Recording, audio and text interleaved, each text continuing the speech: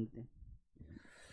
प्यारे बच्चों, मैं एसके सिंह आप सभी लोगों का एक बार फिर से तपस्या एकेडमी परिवार की तरफ से हार्दिक स्वागत करता हूं। उम्मीद करता हूं कि आप सभी लोगों की पढ़ाई अच्छे से चल रही होगी। आज हमारा टॉपिक है डाटा इंटरप्रिटेशन।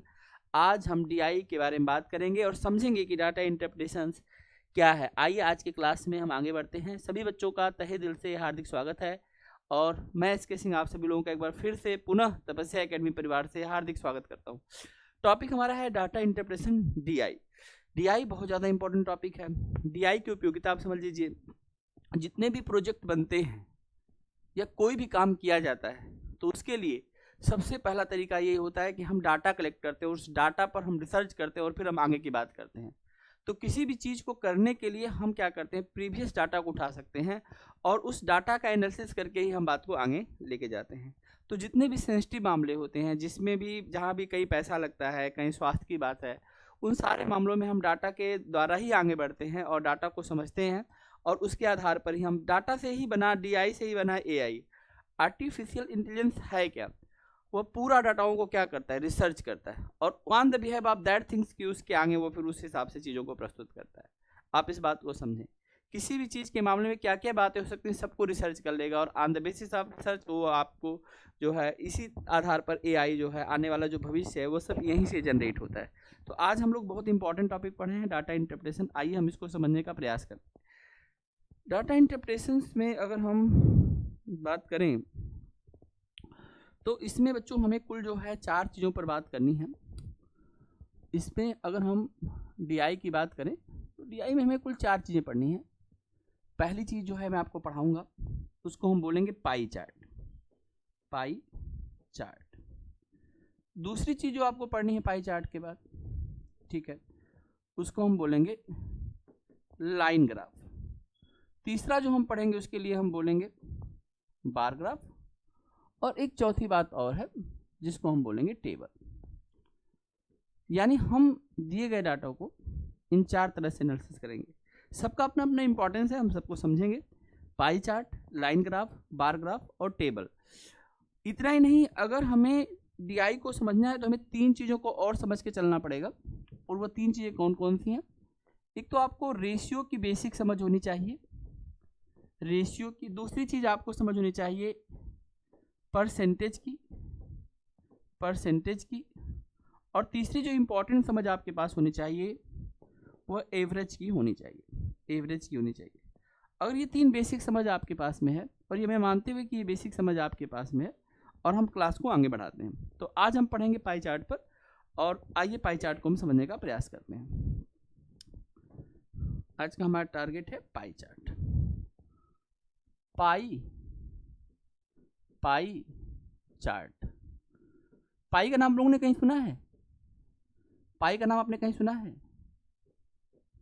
इस पाई को देखा होगा आप लोगों ने, पाई का नाम सुना होगा। पाई की वैल्यू आप लोग जानते हैं 22/7 होता है। पाई का उपयोग जहाँ भी सर्कुलर कोई चीज़ आती है, जहाँ भी कोई सर्कुलर डिस्टेंस आता है वहाँ पर हम पाई का उपयोग करते हैं। ठीक करते हैं। आपको मैं बता दूं, आप एक बार देखिएगा ध्यान से। अगर हमारे पास कोई सर्कल है और सर्कल की यहाँ से यहाँ तक की अगर दूरी, यहाँ से यहाँ तक की दूरी जिसको हम डायमीटर बोलते हैं, इसका डायमीटर होता है।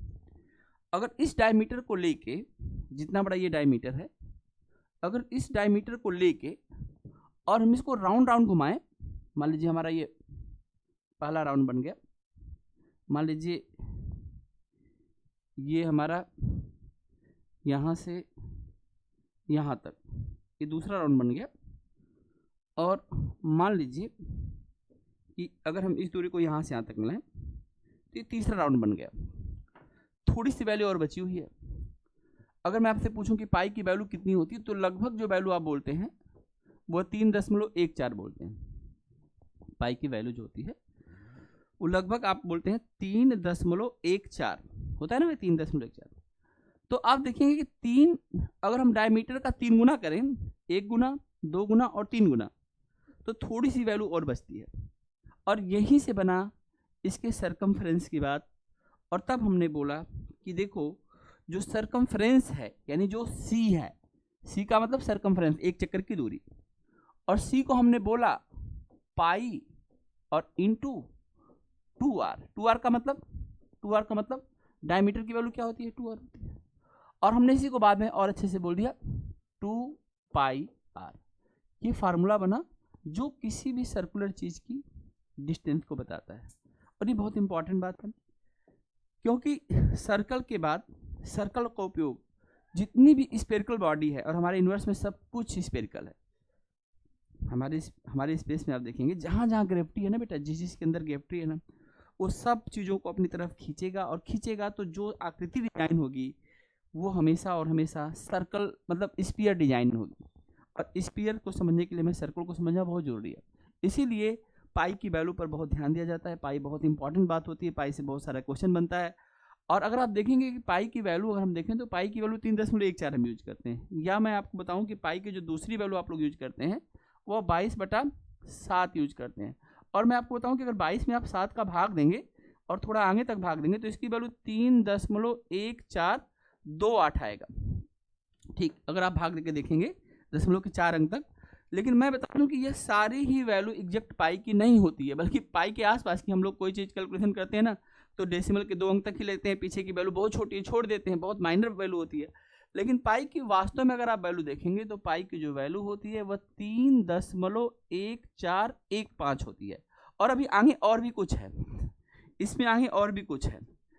अगर मैं इन दोनों वैल्यूओं को देखूं तो इन दोनों वैल्यूओं में जो ये 3.14 और 3.14 मुझे कौन मिल रहा है, तो इसीलिए हम इस वैल्यू को क्या किए, शुरू से ही पढ़े नहीं, और हमने हर जगह इसी वैल्यू से अपना काम चलाया। और आप लोगों ने भी, आपको यही भी पढ़ाया गया होगा कि पाई की जो वैल्यू होती है बेटा वो 3.14 होती है, पाई की वैल्यू जो होती है वो 22/7 होती है, और इसी से काम भी चला। जैसे मैं आपको समझाऊं, अगर आपको किसी को 999.99 पे करना है और फोन पे जैसी व्यवस्थाएं नहीं हो तो आप उसको कितने रुपए देते हैं फिर, मतलब 999.99 तो आप 1000 रुपये उसको दे देंगे, या 99.99 तो आप उसको 100 रुपये दे देते हैं, है ना। छोटी वैल्यू को हम क्या करते हैं, एलिमिनेट कर देते हैं कि इतना से क्या होता है। लेकिन कुछ ऐसे महान भी होंगे जो अच्छा कितना है 99.99 ये ले फोन पे से तेरे 0.01 पैसे भी मैंने अपने रोक लिए। आई बात समझ में, ये वाला मामला यहाँ पर होता है। ये इसकी एग्जैक्ट वैल्यू तक हमें पहुँचाता है पाई का मान। इसीलिए कई बार पाई पूछा जाता है कि पाई कैसा नंबर है। आप देखेंगे पाई पर जो है पूछा जाता है कि पाई रेशनल है कि इरेशनल। अब रेशनल नंबर किसको बोलते हैं, रेशनल नंबर उन नंबरों को बोलते हैं we can write in the form of p/q, जिनको हम p/q के रूप में लिख सकते हैं, that is called the rational number. आखिर में p/q के रूप में तो पाई है ही 22/7, तो इसको रेशनल होना चाहिए। लेकिन कभी भी पाई रेशनल नंबर नहीं होता। तो पाई कैसा नंबर है, क्योंकि इसकी वैल्यू ही 22/7 नहीं है, तो पाई कैसा नंबर है, इरेशनल नंबर होता है। समझ में बात, क्योंकि अगर कोई फ्रैक्शन में आ गया ना तो फ्रैक्शन क्या है, p/q फॉर्म, जिसमें न्यूमरेटर और डिनोमिनेटर हो। कोई भी चीज़ आप दशमलव में अगर लॉक कर देंगे तो उसको आप p/q में लेके जाएंगे, लेकिन ये जो है भाई लगातार इसकी वैल्यू आती जाएगी। और इसीलिए जो है हम इस बात को दशमलव के 2 अंक तक लेके बात को छोड़ देते हैं और मिलता जुलता चीज़ हम यूज कर लेते हैं, कहानी खत्म करते हैं और कैलकुलेशन को समझने का प्रयास करते हैं।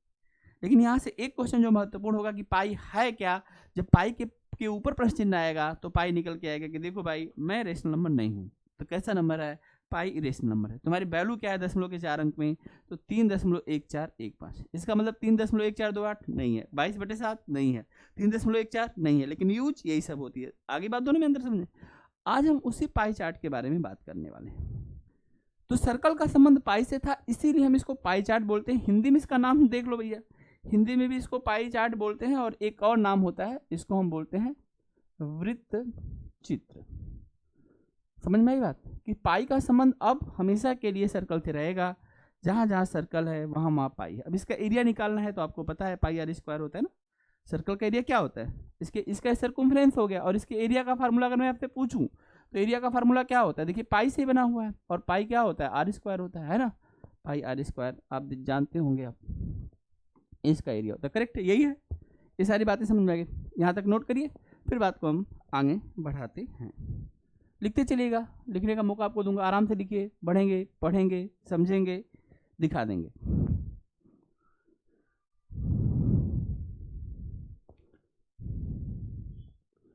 छोटी छोटी बातें और छोटी छोटी चीज़ों को ठीक से पढ़ के हम जीवन में आगे बढ़ सकते हैं।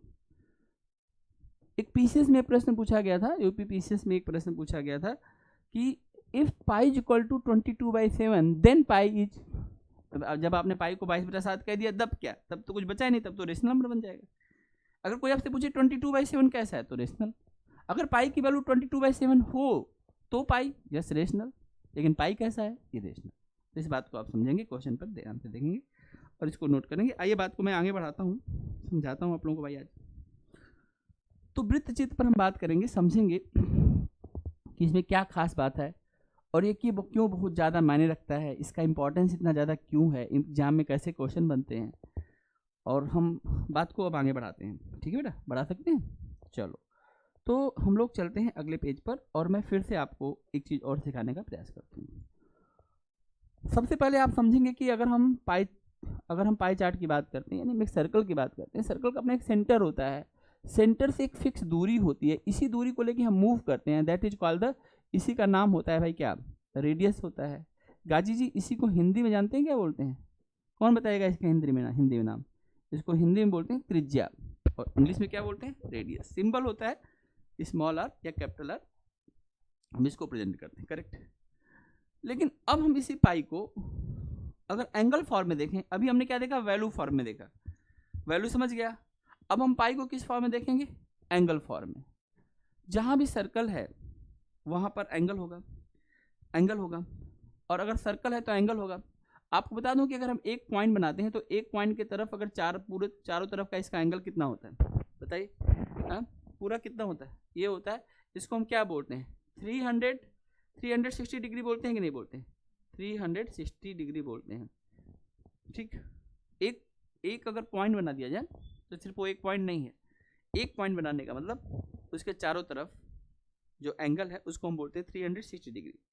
अगर बच्चों मैं एक लाइन बना दूं, सिर्फ एक सिंपल सी लाइन बना दूं, तो इस पे जो ये एंगल बनेगा ये कितना होगा, ये वाला एंगल, यस राइट, इस एंगल को हम लोग बोलते हैं 180 डिग्री, क्योंकि आधा हो जाएगा, 180 ऊपर और 180 नीचे। इसीलिए 180 एक ऐसी चीज़ है जो आप लेफ्ट से लें राइट से लें, दोनों तरफ से इसकी वैल्यू, मतलब क्लॉकवाइज लें या एंटी क्लॉकवाइज लें, इनकी वैल्यू दोनों तरफ से क्या आती है, एकदम समान आती है ना। तो अपोजिट में आप चाहे क्लॉकवाइज लेंगे तब भी 180, बाकी कोई भी एंगल के साथ ऐसी बात नहीं है। बाकी सभी एंगल के जो है प्रत्यावर्ती कोण बोलते हैं उसको, जो रिफ्लेक्स एंगल होता है वह जो है इक्वल नहीं होगा, एक छोटा एक बड़ा होगा। जैसे मान लो मैं एक समय के लिए यहाँ पर एक एंगल बनाता हूँ और यह एंगल थीटा है, थीटा से प्रेजेंट करते हैं, मान लो कि इसकी वैल्यू एक समय के लिए 30 डिग्री है, तो इसमें दूसरा एंगल भी तो है, ये रहा ना इसका रिफ्लेक्स एंगल, जिसको हम प्रत्यावर्ती कोण बोलते हैं। तो अगर ये 30 होगा तो ये कितना होगा, ये होगा 330, दोनों बराबर तो नहीं हुए ना, लेकिन लाइन वाले मामले में आप देखेंगे दोनों एंगल बराबर होते हैं। ये एक ऐसी व्यवस्था है जिसमें जो है दोनों ही एंगल आपस में क्या हो जाते हैं, बराबर हो जाते हैं। तो अगर हम यहाँ पर इस पूरी चीज़ को एंगल के पॉइंट ऑफ व्यू देखें तो आप इसको 360 डिग्री कर सकते हैं, लेकिन यहीं से एक अगली बात जनरेट होती है और जिसको हम बोलते हैं रेडियन, और एक वैल्यू जनरेट किया जाता है पाई के ऊपर। अगर आधा सी लगा दें, मतलब आधा सी नहीं, आधा सर्कल लगा दें या सी बना दें, तो इसको हम पढ़ते क्या हैं, अब इस चीज़ को हम पाई नहीं पढ़ते हैं, बल्कि इसी को हम बोलते हैं पाई रेडियन। क्या बोलते हैं, पाई रेडियन। यह रेडियन जो है, ये जो पाई रेडियन है, जैसे हम डिग्री मेजरमेंट करते हैं, 1 डिग्री 2 डिग्री, और हमने क्या किया, पूरे एक सर्कल को 360 भागों में, इक्वल भागों में बांटा और एक को 1 डिग्री बोल दिया। बहुत आसान है ना। अगर हम एक सर्कल बना के और उसको 360 इक्वल भागों में बांट दें तो एक चीज 1 डिग्री को प्रेजेंट करेगी। आप 1 डिग्री कैसे पता चलेगा 1 डिग्री कितना है, कैसे हम कह पाएंगे, और कैसे हम सभी जगह उसको 1 डिग्री कहेंगे, और कैसे सभी जगह यूनिवर्सली वो बात समझी जाएगी। तो वो 1 डिग्री हो गया। लेकिन अब हम चूंकि इसको कहना है कि हम सर्कल को पाई से कनेक्ट कर रहे हैं, तो क्यों पाई चार्ट इसको बोल दिया गया। आप समझिए, किसी चीज़ को कोई नाम अगर डिनोट कर दिया गया तो कुछ तो बात रही होगी, क्योंकि पाई ने इसको 2 तरीके से कवर किया। एक पाई अपनी वैल्यू के आधार पर, दूसरा पाई एंगल के अंदर घुसता है और पाई कहता है कि जिस चीज़ को आप 360 कहते हैं हम उसको 2 पाई कहते हैं, जिस चीज़ को आप 180 बोलते हैं उसको हम पाई। तो pi radian that is equal to होता है 180 डिग्री। ठीक, pi radian is equal to होता है 180 डिग्री। ठीक है, और यहीं से 1 रेडियन की वैल्यू निकाली जाती है। किसी को याद है 1 रेडियन की वैल्यू डिग्री में कितना होता है?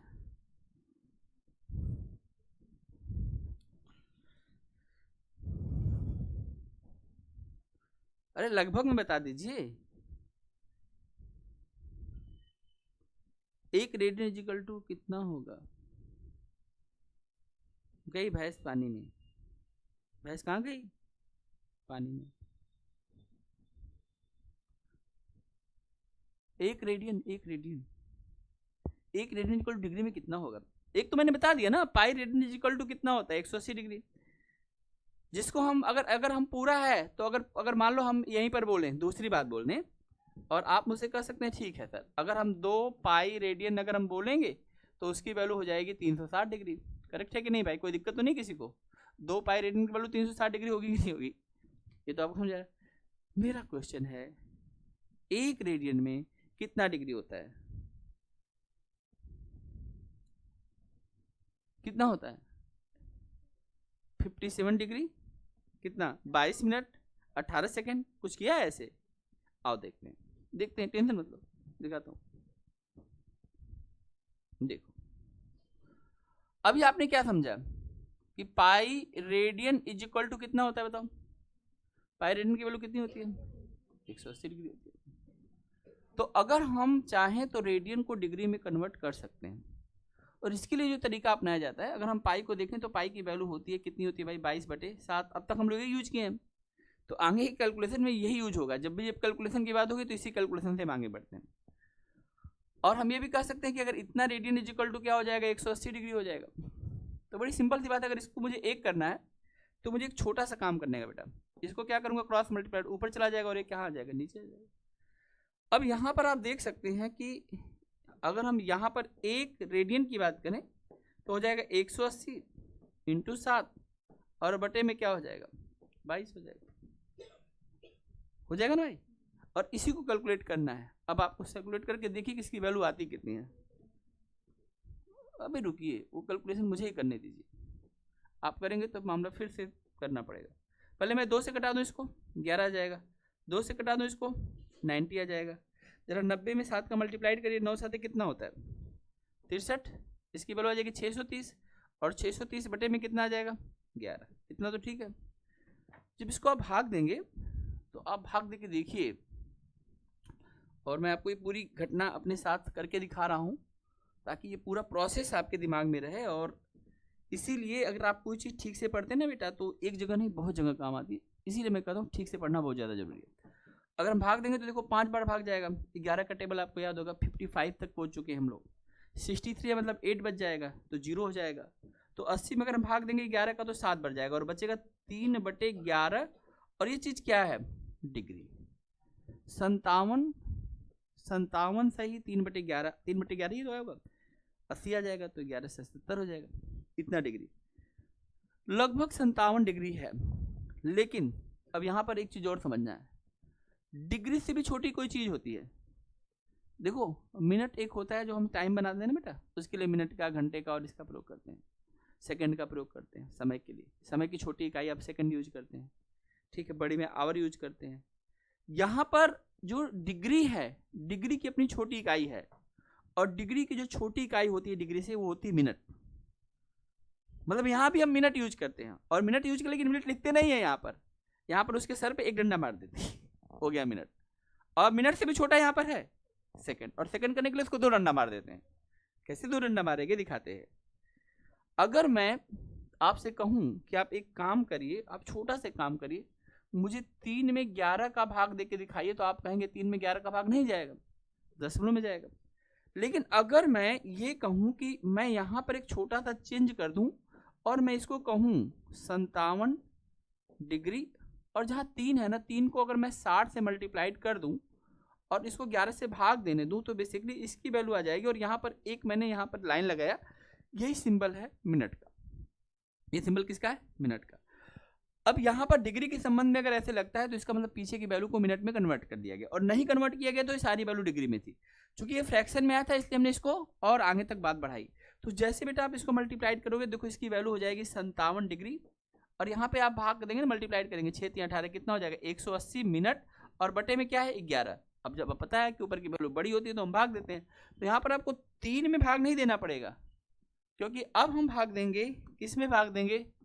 180 में। कितने लोगों को समझ में आया कि 180 कहाँ से लेके आ गए? फिर से हम बताइए, कहाँ से 180 आया? हाँ, यहाँ ये वाला 180 अलग था, इस 180 से मतलब नहीं है। ये जो चीज़ बन रही है वो 180 क्या बन जा रही है, 180 क्या बन जा रही है, मिनट। और 180 को हम भाग देंगे, आप देखिएगा अगर हम भाग देंगे तो मुझे लगता है पहले एक बार भाग जाएगा, 11 का टेबल एक बार जाएगा और फिर हमारे पास कुछ बचेगा, कितना बचेगा भाई 70, और 70 बचेगा तो फिर भाग जाएगा, 6 बार जाएगा, बहुत बढ़िया। और 6 बार भाग जाएगा तो यहाँ पर कितना हो जाएगा 66, और अब फिर से हमारे पास 4 बच चुका है, करेक्ट। तो एक्चुअल में जब हम इस भाग की प्रक्रिया को आगे बढ़ाते हैं, आपको मैं दिखाता हूँ, आपको दिख रहा होगा सब चीज़ें। तो अगली प्रक्रिया में इसकी वैल्यू 57 डिग्री और भाग कितनी बार गया 16 सही 4/11 मिनट में कन्वर्ट हो जाती है। देखो पहले 3/11 था, अब क्या आ गया 4/11 आ गया, लेकिन अब यह वैल्यू किस में चली गई, मिनट में। अब इस 4 को ना फिर से किस में बदलेंगे हम लोग, सेकंड में बदलेंगे, और सेकंड बदलने के बाद हम फिर 11 से भाग देंगे और फिर इसकी वैल्यू अप्रॉक्सीमेटली 22 के आसपास आएगी। तब हमारा आंसर होगा 57 डिग्री 16 मिनट 22 सेकेंड। आइए हम इस प्रोसेस को भी पूरा करके दिखाते हैं। अगले प्रोसेस में हम क्या करते हैं, इसको 57 डिग्री 57, आप ध्यान से देखिएगा मैं करके दिखाता हूँ। 57 डिग्री ये लॉक है, यहाँ पर हम 16 मिनट को भी लॉक करते हैं, और जो यहाँ पे 4/11 था अब इसको हम फिर 60 की मदद देते हैं और मिनट को बदल देते हैं सेकंड में, ये सेकंड का सिंबल है। अगर हम इस चीज़ को देखें तो यहाँ अगले प्रोसेस में हमारे पास अब 240 आ चुका है और हम भाग 11 से दे रहे हैं। 11 का भाग अगर मैं 2 बार दूंगा तो 11 दूना हो जाएगा 22, और यहाँ पर फिर से मेरे पास बचेगा 20, ठीक है। और इसकी वैल्यू जो है आप आगे देखेंगे 9 बार जाएगा, और आगे जो वैल्यू आएगी वह इसको बताती है कि इसकी वैल्यू को हम बढ़ा सकते हैं। तो हम मान कर सकते हैं 11 दूना क्या होता है, 11 दूना 22 होता है, आप देख सकते हैं। तो हम अप्रॉक्सीमेट में इसकी वैल्यू को 22 सेकेंड कह देते हैं। आई बात समझ में मेरी बात। तो हम इसीलिए इसकी वैल्यू को जब आगे, क्योंकि अब आगे और छोटा नहीं करना है, बहुत छोटा पहले हो चुका है, तो अप्रॉक्सीमेट में इसकी वैल्यू 57 डिग्री 16 मिनट और यहाँ पर आ जाएगा 22 सेकेंड। ये पूरा मामला होता है।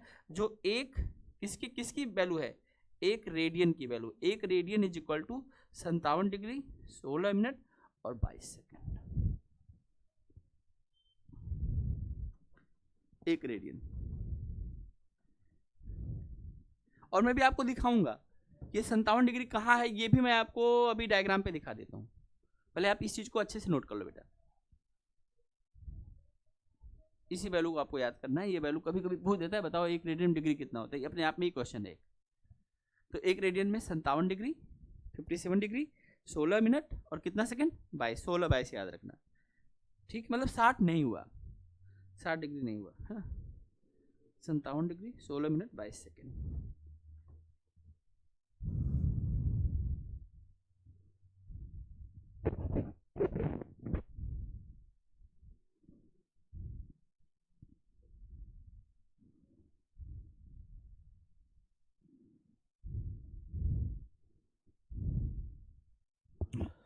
अगर आप के मन में इच्छा हो रही कि मैं 57 डिग्री 16 मिनट 22 सेकेंड से मिलना चाहता हूँ, तो मैं बिना देरी किए बेटा आपको इस एंगल से मिलवाता हूँ, और आप लोग इस कंसेप्ट को भी समझ लीजिए कि 57 डिग्री 16 मिनट 22 सेकेंड है कहाँ, ठीक है।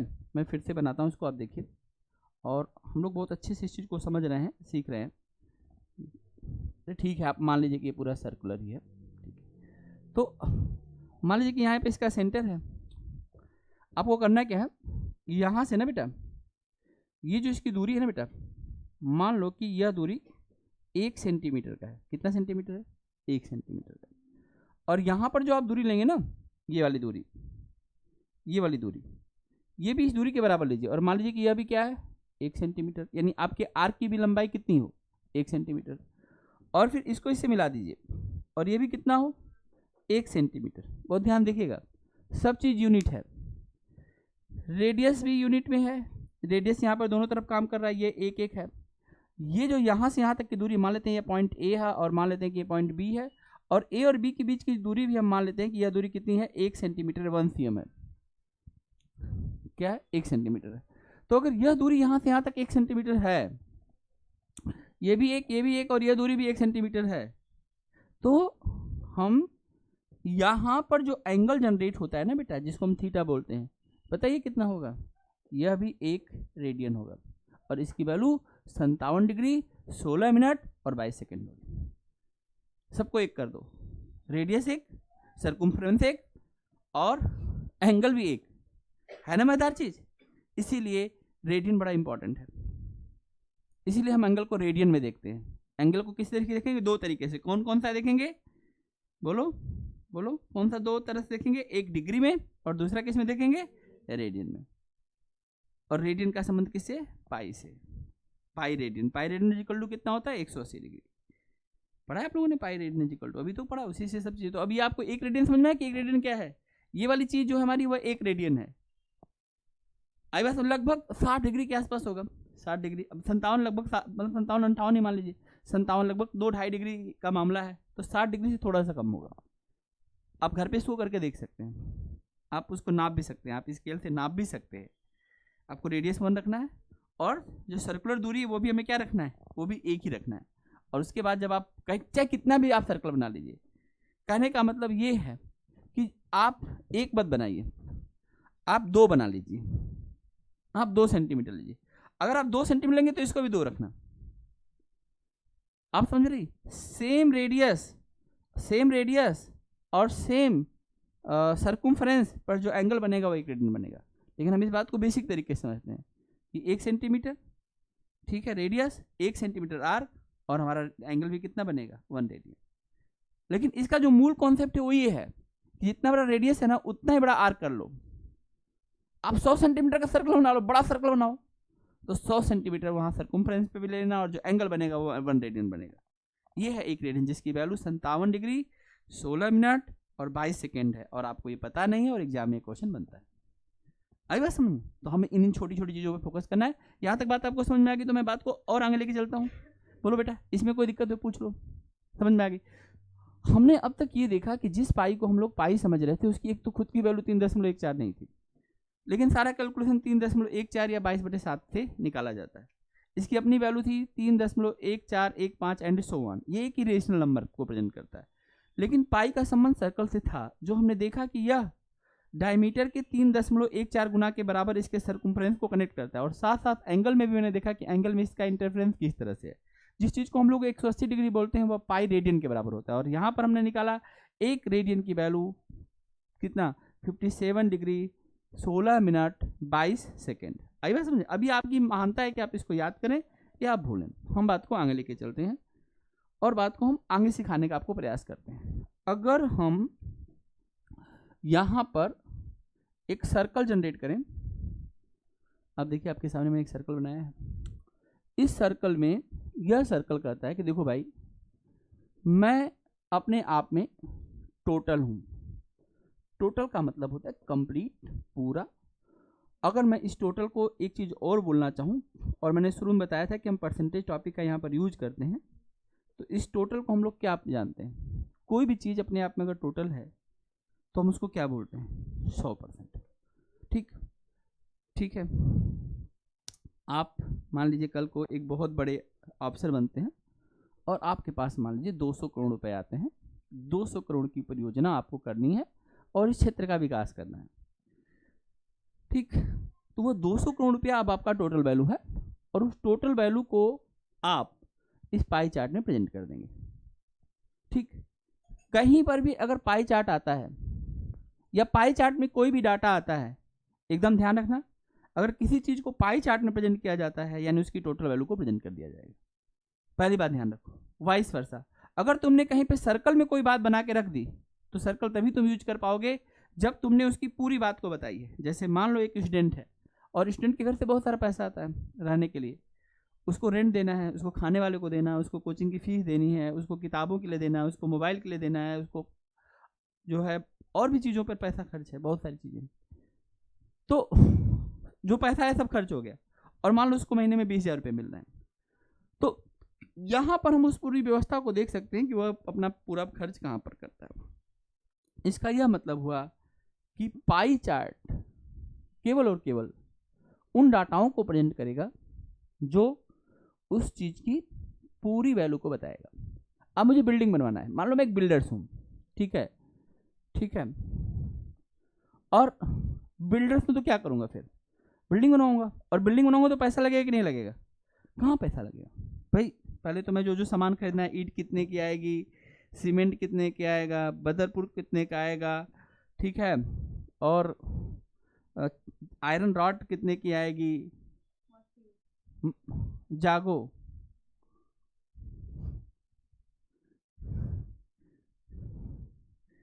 तो हम क्या खरीद रहे थे मोनिका जी? हम क्या खरीद रहे थे?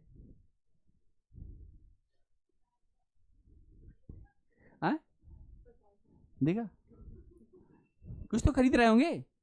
चलो मैं ऑप्शन देता हूँ, 4 ऑप्शन देता हूँ, चारों में से आपको बताना कि मैं क्या खरीद रहा था। ठीक, खुशी जी के लिए BMW गाड़ी,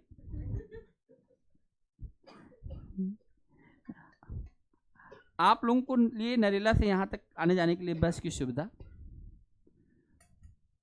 ठीक, मोदी जी के पार्टी में जाने के लिए कुछ टेम्पो और ऑटो, ठीक, अपने लिए कार। इन चारों में से मैं क्या खरीद रहा था अभी?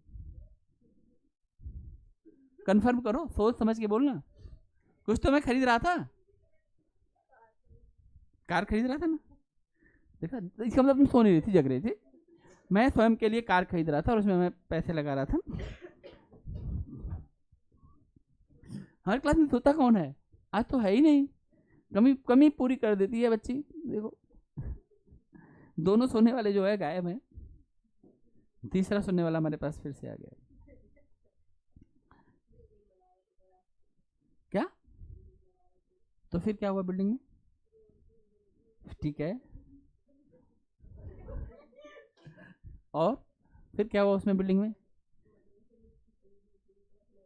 उसके बाद क्या हुआ था? उसके बाद ही एक सेकंड के लिए ब्लैंक हुई, तभी मैंने टोक दिया इसको। जैसे ही ब्लैंक हुई ना, वैसे तुम्हें क्या लगता है मेरी नजर सब पे नहीं रहती है? फिर मैं कहें का टीचर क्लास में सोओगे ना बेटा, देखो पंखा ये मैं टांग दूंगा, बता रहा हूँ, पंखा टूट जाएगा। देखो इधर, टोटल किसी चीज का जो टोटल होता है ना बेटा, किसी चीज का अगर टोटल होता है वो 100% होता है, 100% होता है। तो अगर हम कोई भी चीज, कुछ भी काम करेंगे और उसको हम पूरा प्रेजेंट करेंगे ना, तो वो हमेशा 100% से प्रेजेंट होगा। इस बात को समझने के लिए हम और गहरे तरीके से समझते हैं और चलते हैं हम गूगल की तरफ। आइए, मैं आपको ले चलता हूँ गूगल के साथ। ठीक है भाई, गूगल से बात करते हैं। देखो, pie chart, pie chart,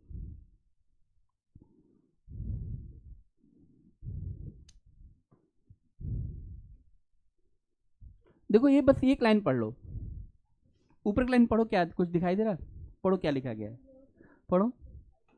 A pie chart is a circular graph, उसके बाद पढ़ो that use slices to represent data as percentage of a whole.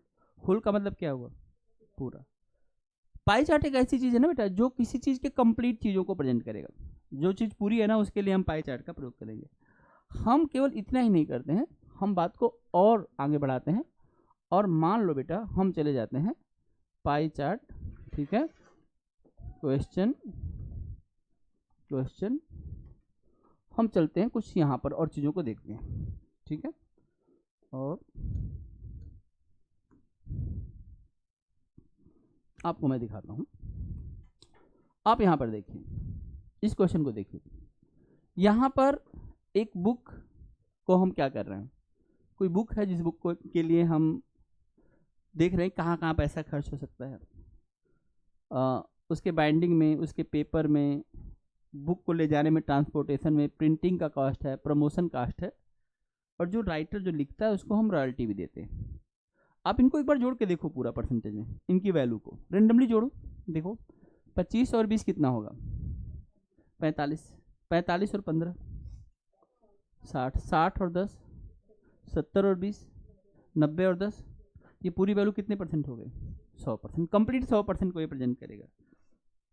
ठीक, तो जब भी हम किसी चीज को पाई चार्ट में, और भी आप एग्जांपल दे सकते हैं, केवल एक एग्जांपल नहीं होगा, इसमें बहुत सारे एग्जांपल आप देख सकते हैं। हम लोग नेक्स्ट क्वेश्चन पर आ सकते हैं, आप यहाँ भी देखिए इस पूरे चीज को।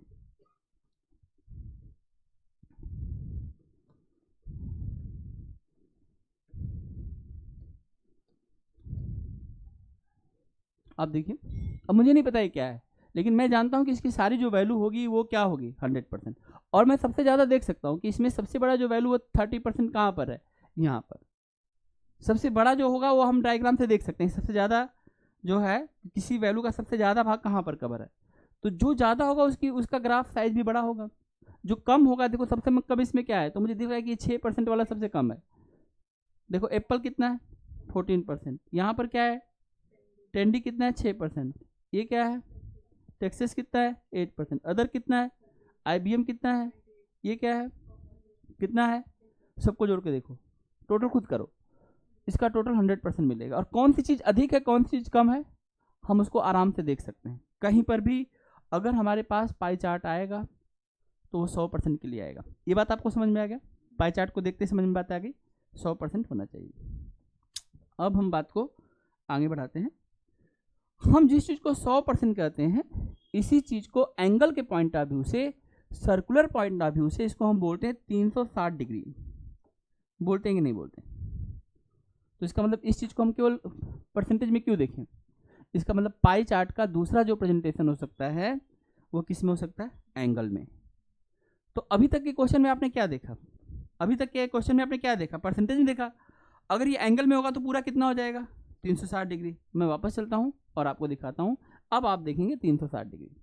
अब इस बात को समझने के लिए हम लोग अगले क्वेश्चन पर चलते हैं और देखते हैं कि इनके पाई चार्ट क्या कहते हैं। आप जरा देखिए, भाग में दे दिया, इस सारे भाग को जोड़ोगे फ्रैक्शन में तो इसकी वैल्यू 1 आ जाएगी। आप चाहें तो 2/5, 3/10, 1/5, 1/10 को जोड़िए, ये पूरा एंगल में आ जाएगा। ये परसेंटेज में है 65%, 24%, 11%, ये है परसेंटेज में तो 100 ही आएगा। आइए देखते हैं, कहीं ना कहीं जरूर इनको प्रेजेंट करना पड़ेगा, क्योंकि पाई चार्ट को प्रेजेंट करने का तरीका हमारे पास यही है, ये परसेंटेज और डिग्री की रेंडमली चेक करते हैं, कहीं ना कहीं तो जरूर मिलेगा। आइए, नहीं मिलेगा तो गूगल को फिर से कमांड दूंगा। ये टोटल पैसा होगा, इसलिए टोटल पैसे को इन्होंने इस तरह से प्रेजेंट कर दिया। ठीक है, रुकिए, पाई चार्ट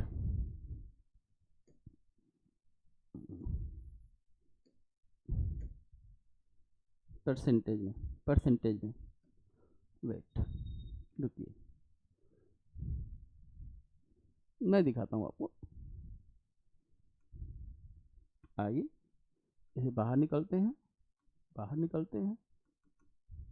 और हम आते हैं गूगल पर और हम लिखते हैं pie chart in degree, in degree, pie chart in degree. ठीक है, हम ये वाला सर्च करके देखते हैं और उसके बाद तब हम बात करते हैं पाई चार्ट इन डिग्री। देखिए ये वाला पढ़िए पहले, फिर हम डिग्री को समझते हैं। पढ़िए, calculate the size of each slice of the pie chart by multiplying the frequency divide by total frequency by 360 as there are the 360 degree in one circle. ठीक, जिस चीज़ को हम लोग 100% कर रहे थे ना, उस चीज़ को हम दूसरे तरीके से बोल सकते हैं 360 डिग्री।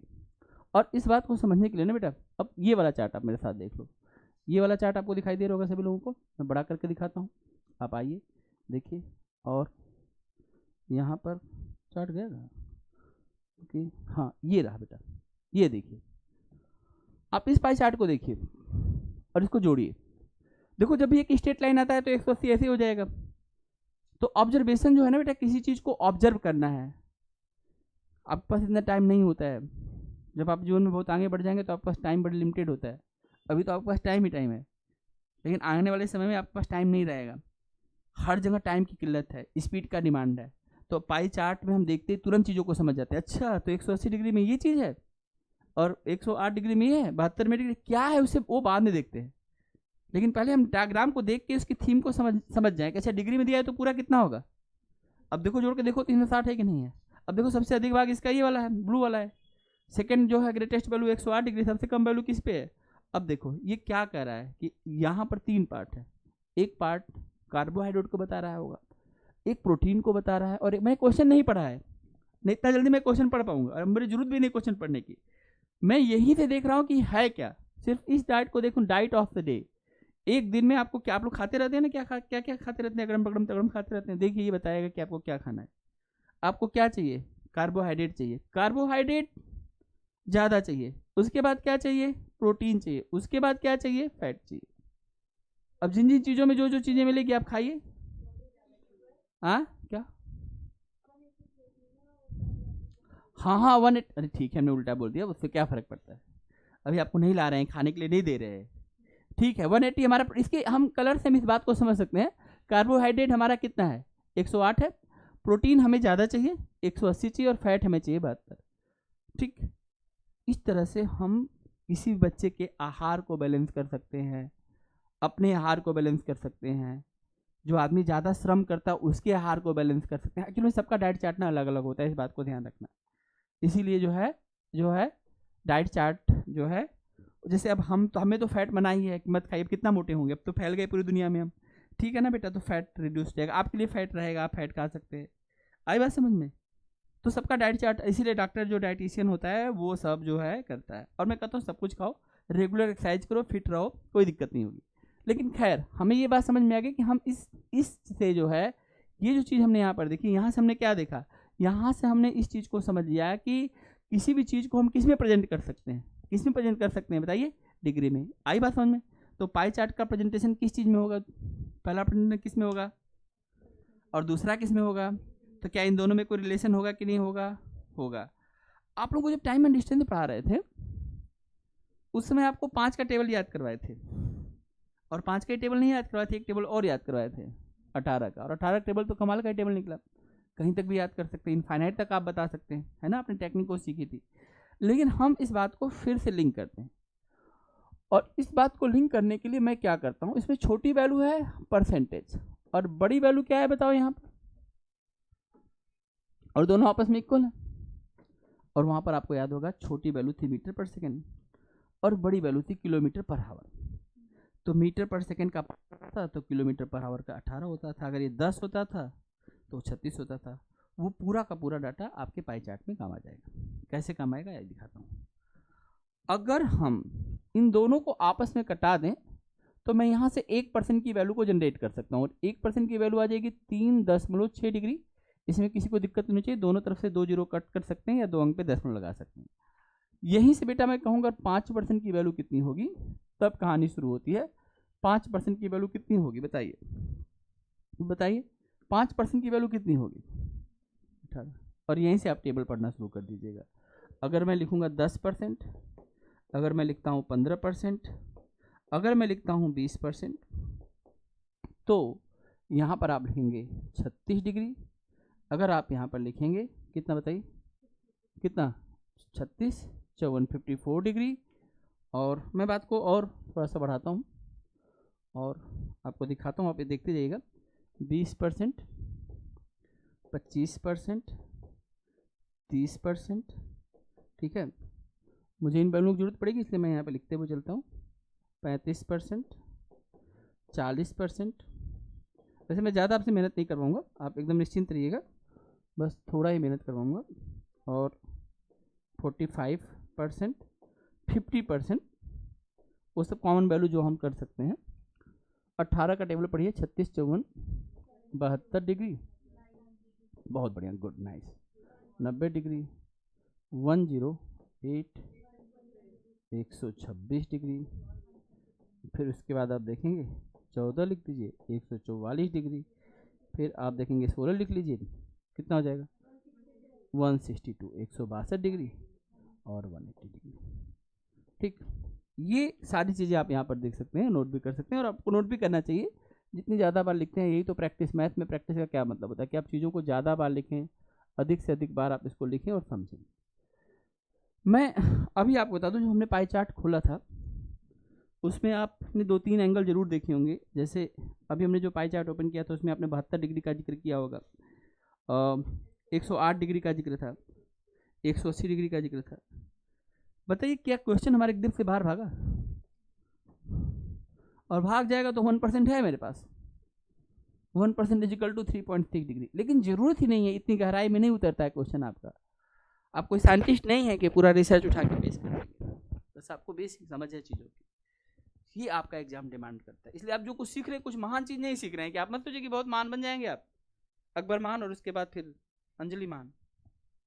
ऐसा नहीं होने वाला है। बस ठीक है, एक छोटा सा एग्जाम है और हमने पढ़ा और हमने एग्जाम दे दिया और जीवन में फिर आगे के लिए फिर लड़ेंगे। आई बात समझ? छोटी सी बात है, बस ठीक से पढ़ने और समझने की जरूरत है। बार बार पढ़ने से अच्छा कि एक बार हम ठीक से पढ़ लें। ठीक, तो ये देखो आपके काम आए कि नहीं, आप इस बात को समझिए, लिंक करिए। तो हमने इस तरह से देखा कि पाई चार्ट को हम दो आधार पर देखेंगे। एक हम क्या देखेंगे, परसेंटेज के आधार पर, परसेंटेज पे वैल्यू कितनी चलती है बताइए, 100%। और दूसरा हम देखेंगे डिग्री के आधार पर, और डिग्री के आधार पर उसकी वैल्यू कितनी हो जाएगी बताइए, हाँ कितना, 360 डिग्री, मतलब 360 देखेंगे और इससे रिलेशन जनरेट हुआ। और ये वैल्यू आपको होता क्या है, क्या पूछेगा, अगर आपसे मैं पूछूं कि उस चार्ट को देख के बताइए कि आपको कितने परसेंट कार्बोहाइड्रेट, अपने भोजन में कितने परसेंट कार्बोहाइड्रेट की जरूरत है आपको पर डे, तो आप बोलेंगे कि कार्बोहाइड्रेट का परसेंटेज कितना था, डिग्री कितना था, हाँ 108। और 108 को हम लोग कितना बोलते हैं, 30%। यानी अपने भोजन में 30% हमें कार्बोहाइड्रेट की जरूरत है। यानी हम डाटा को बदल सकते हैं। वाइस वर्सा होता है, कई बार आपको 30% दे देगा और पूछेगा कि इसका सेंट्रल एंगल कितना है, एक क्वेश्चन बनता है। उसी क्वेश्चन के लिए इतनी सारी बातें मैं कर रहा हूँ। एग्जाम में क्वेश्चन बनता है कि इसका सेंट्रल एंगल कितना बनेगा, तो सेंट्रल एंगल अगर कहीं 30% लिखा है तो अपन तुरंत बोलेंगे ना 108 डिग्री। अपने को कैलकुलेशन क्या करना है, आप वो डाटा तो नहीं बदल पाएंगे, कभी नहीं बदल पाएंगे। नहीं बार आप देखिए ना, मैम रेंडम गूगल से हम लोग क्वेश्चन को उठा रहे हैं, सीधा गूगल को ही उठा रहे हैं। अब गूगल से तो, गूगल तो ब्रह्मांडी है ना बेटा आज के समय में, तो किधर से भी एग्जाम के क्वेश्चन आप जाएंगे ना, जो मूल कॉन्सेप्ट है उसको चेंज नहीं कर पाएंगे। अब कहीं 20% लिखा है, चेंज क्या करना 20% का, अपन जानते हैं 5 का टेबल 4 बार, 18 का 4 बार टेबल पढ़ेंगे, 72 डिग्री लिख के आएंगे। और तुम तो तोते की तरह रट के बैठे हुए कि 20% दिखे तो सही। और कोई चीज़ अगर 20% अपने आप को शो कर रहा है और उसका पूछता है आपसे कि बताइए इसका सेंट्रल एंगल कितना होगा, तो आप कितने सेकंड लगाएंगे, तो आप तो खोजेंगे कि ये वाला क्वेश्चन मिले मुझे। पाई चार्ट आएगा तो आप ये क्वेश्चन खोजोगे, और बाकी लोग क्या करेंगे 3.6 से मल्टीप्लाइड करेंगे, या फिर उसको नहीं पता है तो फिर वो उलझेंगे। और आपने चीज़ों को ठीक से पढ़ा, आप जानते हैं कि हम पाई चार्ट को दो तरीके से प्रेजेंट करते हैं, हम उसको 100 भी कहते हैं और 360, या तो आप 100 कहेंगे या तो 360 कहेंगे। अगर आपने वैल्यू को डिग्री में दिया है तो परसेंटेज में हमसे पूछेंगे, और आपने वैल्यू को परसेंटेज में दिया है तो आप हमसे उसका सेंट्रल एंगल पूछेंगे कि वो सेंट्रल एंगल बनाए, क्योंकि बनाया जाता है उसी हिसाब से। जो वैल्यू ज़्यादा उसके लिए ज़्यादा पाई चार्ट में जगह दिया जाएगा, जो वैल्यू कम है उसके लिए कम को। पाई चार्ट आता है टोटल वैल्यू के लिए। इतनी बात आपको समझ में आ गई, यहाँ तक आपने नोट कर लिया, तब हम कहानी को और आगे बढ़ाते हैं। बोलिए, पाई चार्ट के बारे में आपको कुछ कहना है तो आप कह सकते हैं, और समझ में आ रहा है तो मैं बात को एकदम से आगे बढ़ा दूंगा। बोलो बेटा, समझ में आ रहा है पाई चार्ट, आप लोग समझ में आ रहा है। हम कहानी को और आगे बढ़ाते हैं और इस चीज़ को हम समझने का प्रयास करते हैं। आइए देखते हैं, हम लोग यहाँ से एक क्वेश्चन उठाते हैं और उस क्वेश्चन के बारे में बात करेंगे। और ये हमारा क्वेश्चन होगा, क्योंकि अब आप लोग इस लेवल में आ चुके हैं कि आप क्वेश्चन को समझ सकें। क्वेश्चन को समझने के लिए जो आज की जानकारी आपके पास है और पीछे की जानकारी, जो परसेंटेज, रेशियो, एवरेज, इन चारों जानकारी को मिला के हमें चलना है बस। और परसेंटेज की बेसिक सी बात, किसी चीज़ को परसेंटेज में, अगर आपको मैं कहता हूँ कि किसी भी दुनिया में किसी भी चीज़ को परसेंटेज में कन्वर्ट करना है, तो परसेंटेज कहता है कि आप जिस चीज़ को भी ऑब्जर्व कर रहे हैं, जिसको देख रहे हैं या जिसको आप कंसिडर करें, उसको ऊपर रखिए और नीचे क्या रखते हैं आप, टोटल रखिए, और मल्टीप्लाइड आप किससे कर देंगे, 100 से। यही रीजन है कि हम परसेंटेज में जिस तरह से चीज़ों को कन्वर्ट करते हैं। और हमने जब परसेंटेज पढ़ा था तो हमने एक चीज़ और पढ़ी थी परसेंटेज के दौरान, कि परसेंटेज ये कहता है कि हम किसी भी चीज़ को डेसिमल या फ्रैक्शन में प्रेजेंट कर सकते हैं।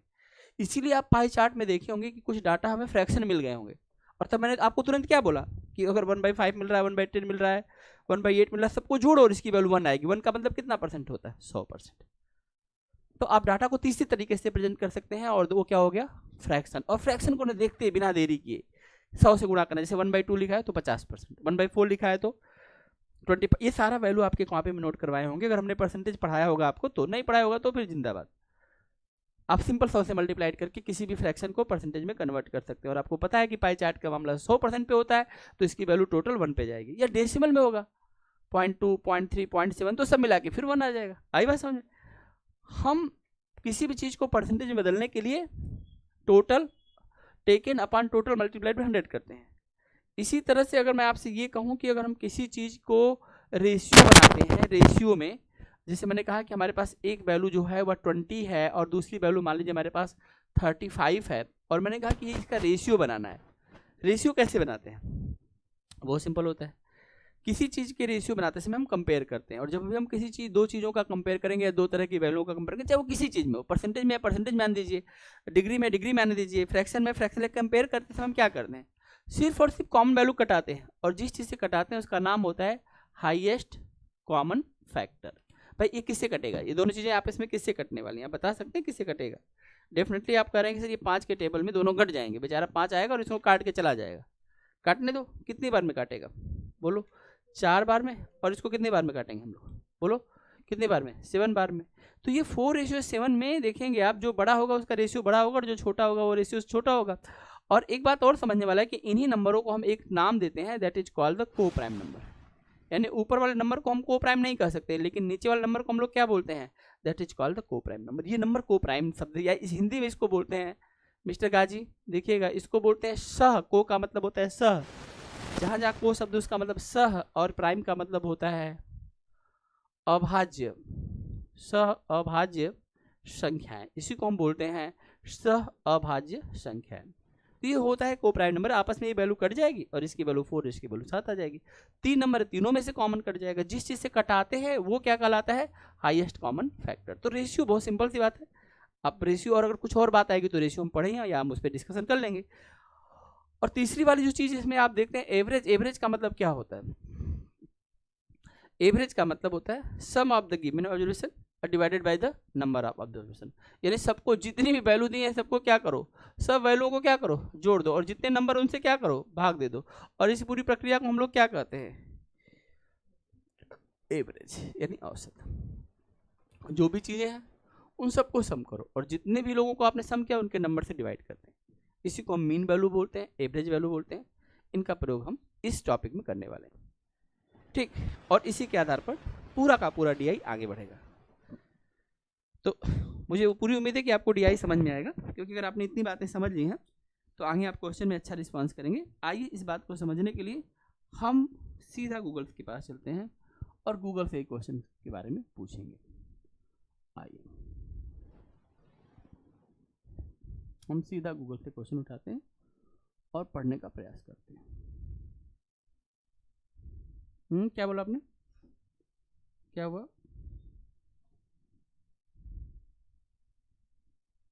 ठीक है, ये पहला क्वेश्चन जो मैं आपको दिखा रहा था, हम यहीं से बात को आगे बढ़ाते हैं। और एक बार हम क्वेश्चन को आप चाहें तो नोट भी करेंगे, नहीं तो फिर सबके पास गूगल है, गूगल से आप इसको मिल जाएगा क्वेश्चन। क्वेश्चन क्या कर रहा है? The following pie chart show the percentage distribution of the expenditure incurred in publishing a book. Study the pie chart and the answer the question based on it. Various expenditure in percentage incurred in publishing a book. एक book को publish कर रहे हैं और book को publish करने में इतना सारा पैसा खर्च हो गया। बुक ऐसे थोड़ी पब्लिश हो जाएगी। केवल बुक को लिखना ही नहीं मान रखता है, उसको पब्लिश करने में जो है आप देखते होंगे कि बहुत ज़्यादा जो है यहाँ पर जो है कई तरह के खर्च लगते हैं। हम उन खर्च को एक बार फिर से एनालिसिस करते हैं। सबसे पहली बात, अगर बुक लिखी गई होगी तो कोई लिखने वाला चाहिए, जो लेखक है। लेखक शानदार होना चाहिए ताकि बात ऐसी लिखे कि सबको समझ में आ जाए, आसानी समझ में आए, इंटरेस्ट की बात हो और काम की बात हो। उसको इस बात के लिए रॉयल्टी मिलेगी। और रॉयल्टी कितना देंगे? अगर 100 रुपये की बुक बिकेगी तो 15 रुपया तुम्हारे। अब लाखों बुक बिक गई तो तुम्हारे उस हिसाब से, कम बुक बिके तो कम पैसा आएगा, ज़्यादा बुक। पेपर कॉस्ट, जब बुक बनेगी तो उस जिस पेपर पर छपे उससे कॉस्ट जाएगा। अगर मान लीजिए 100 रुपये की बुक तैयार हुई तो 25 रुपया उसके पेपर में चला जाएगा। एक बड़ा हिस्सा चला गया, 25% जो है। आप सोचिए अगर 100 रुपये की बुक है तो 25 रुपया उसके पेपर में जा रहा है, बाकी 75 रुपया क्या हो रहा है? 20 रुपये उसके बाइंडिंग में जाती है। एक्चुअली में जो बाइंडिंग होती है ना बेटा, उसमें जो बाहर का जो कवर पेज होता है ना, वो महंगा मिलता है। किसी भी बुक के, आप कोई भी बुक आप देखेंगी, आप दिखाइए अपना कोई भी कॉपी दीजिए, ये कॉपी दीजिए। देखिए हमारे पास पूजा जी हैं यहाँ पर, और पूजा जी की एक कॉपी है, इनकी राइटिंग बहुत सुंदर है। और पूजा जी के देखिए इस पूरे जो है, अगर मैं इनकी कॉपी को ऐसे तोते की तरह उठा के ऐसे मैं इसको हिलाऊं तो इस पे बुक पे कोई खतरा नहीं है, क्योंकि इसमें ऐसी चीज़ लगी हुई है। इसमें देखिए क्या क्या इसकी खास बातें हैं। पहली बात कि आप देख रहे होंगे कि ये जो स्पाइरल है इसके अंदर लगा हुआ, जो हर एक पेज को जोड़ रहा है। दूसरी बात, यहाँ पर कुछ मजबूत पेज अलग से ऐड ऑन किए गए हैं जो इसके कवर पेज का काम करते हैं। और ये नॉर्मली इनकी कॉस्टिंग जो है ना बेटा, इन पेपरों से क्या होती है, निश्चित रूप से महंगी होती होगी। जब अच्छी बुक छपती है तो आप देखेंगे उसका कवर पेज बहुत जानदार रखते हैं, बहुत हाथ में लगता है अरे क्या मिल गया, है कि नहीं। आप कोई सी बुक किसी के पास हो ऐसी जिसमें बहुत ज़्यादा अच्छा हो तो आप उसको दिखा सकते हैं ना, दिखा सकते हैं, नहीं दिखा सकते। कवर पेज आप देखिए, है कोई बुक आपके पास? मैं दिखाऊं? देखिए मैं दिखाता हूँ, देखिए आप देखिए, है तो दिखा दीजिए, यहीं पर दिखाइए। और अच्छा मैं दिखाता हूँ, और अच्छा मैं दिखाता हूँ।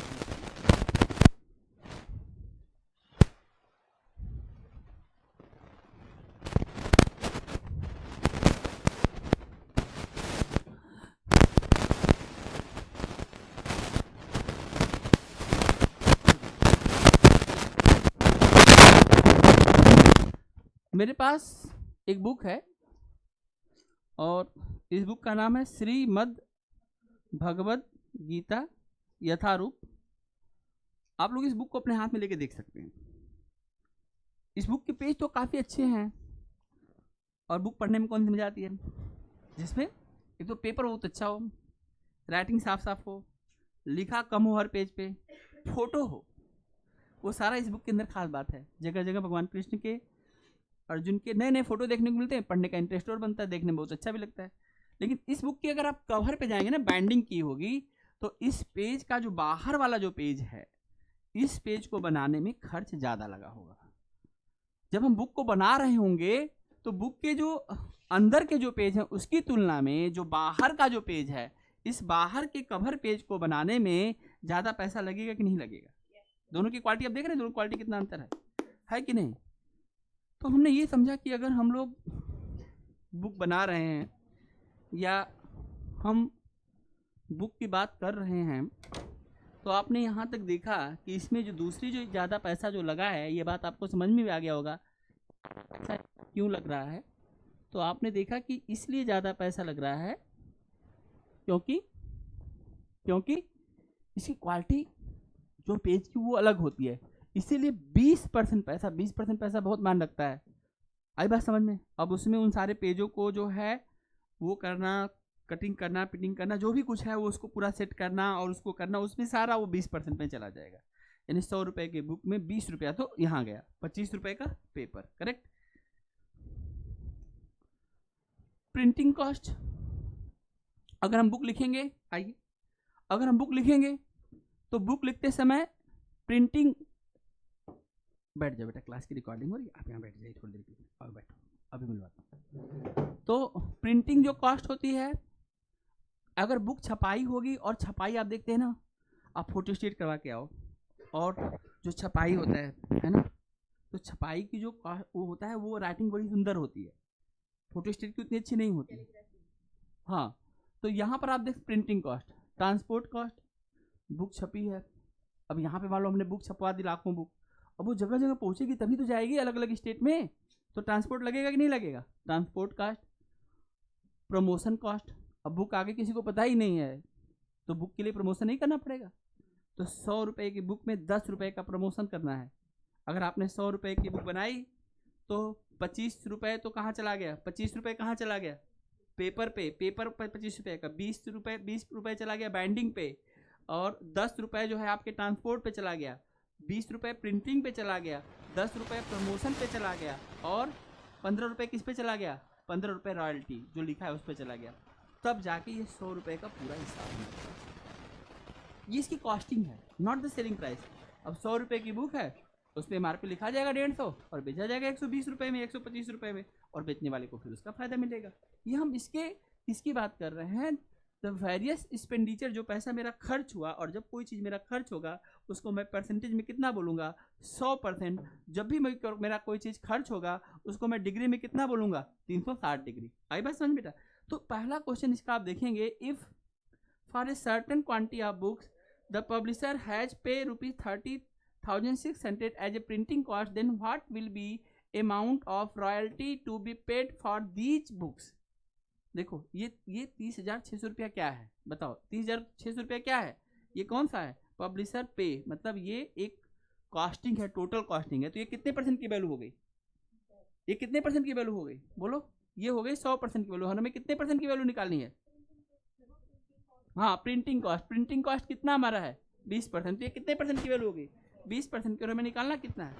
तो 20 से भाग दे दो करके देखो 20 इसकी वैल्यू। इसका ऑप्शन मैं बता देता हूँ, option C is right answer, आप लोग देख सकते हैं।